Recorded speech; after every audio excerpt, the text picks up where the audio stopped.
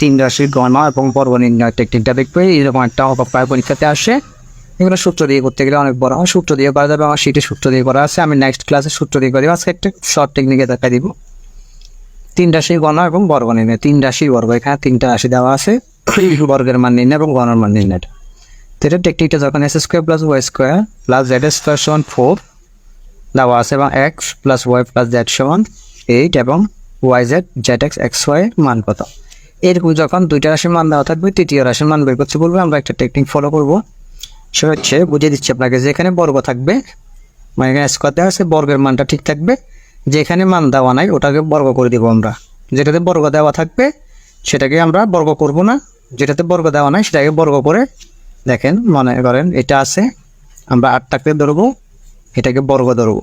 এটাতে বর্গ দেওয়া আছে, এটা বর্গ ধরবো না, মাইনাস, এটা মাইনাস করে দেবো।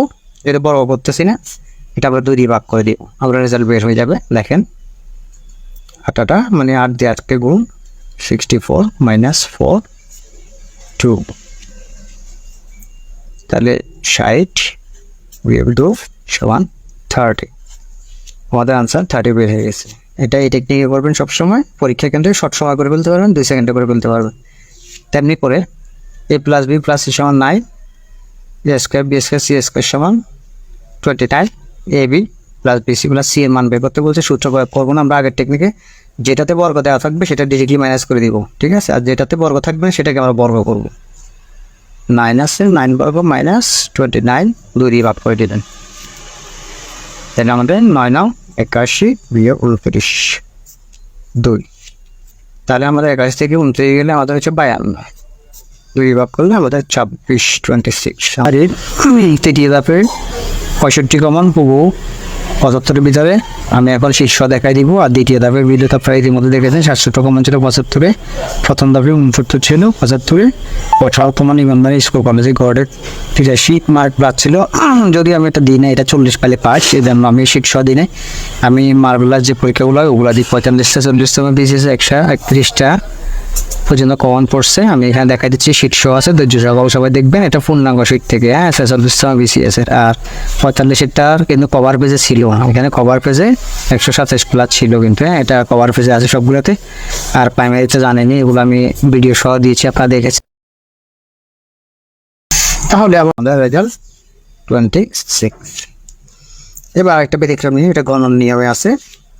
a plus B plus C সমান 0 হলে A cube plus B cube plus C cube এর মান কত।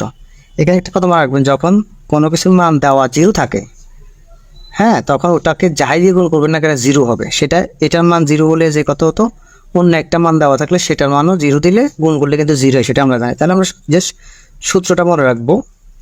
এখানে আমি আপনাদেরকে একটা কথা বলি, আপনার A cube plus B cube plus C cube minus নয়টা প্লাস 3ab, এটা হচ্ছে মূলত A cube B cube C cube সূত্র করলে এটা আসে, ঠিক আছে। তা আমরা জাস্ট বোঝানোর জন্য বলতেছি, এটা থাকবে প্লাস এটা থাকবে। এখানে যত এটা সূত্র থেকে যত মান আসুক, সেটা এই 0 থাকার কারণে এটা গুণ করলে এগুলা পরবর্তীতে মানে গুণ করলে 0 হয়ে যায়। 0 দিয়ে গুণ করলে সবগুলো 0 হয়ে যায়, আমাদের রেজাল্ট বের হবে 3abc, মানে আমাদের আনসার হবে abc, 3abc। এখন এটা কোত্থেকে আসলো সেটা আমি দেখাই দিই আপনাদেরকে সহজে কেমনে আসে, ঠিক আছে। এখানে তো দেওয়া আছে এটা সমান 0 দেওয়া আছে। তো আমরা যদি A cube plus B cube plus C কিউর সূত্রটা লিখি, এটা সূত্রটা হচ্ছে A plus B plus C, এটা কিন্তু সূত্র A square plus B square plus C square minus A B plus B C, sorry এগুলো সব মাইনাস হবে, হ্যাঁ, মাইনাস সি। তো এখন এখানে ফার্স্ট হচ্ছে এটার মান হচ্ছে কত, এখানে সূত্রের 3ab আছে, 3abc সূত্র, এটা সূত্রের 3abc। তাহলে এটার মান তো 0, দেন এটা আছে, হ্যাঁ।